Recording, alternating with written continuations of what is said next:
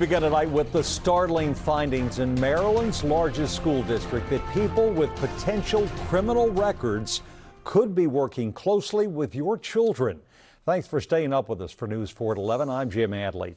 Maryland's Office of the Inspector General released a damaging report today claiming background check deficiencies within Montgomery County Public Schools. It says in some cases contractors began work before their background checks were completed, and some volunteers who could have unsupervised access to students weren't screened.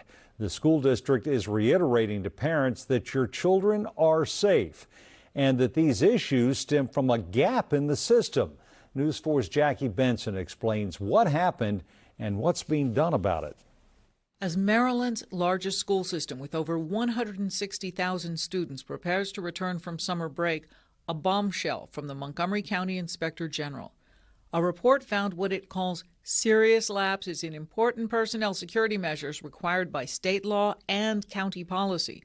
Among the findings, criminal histories of more than 12,000 MCPS employees have not been entered into an FBI database that monitors for criminal activity. 4,900 people who potentially have access to students have not received initial Child Protective Services checks by the State Department of Health and Human Services for reports of child abuse or neglect.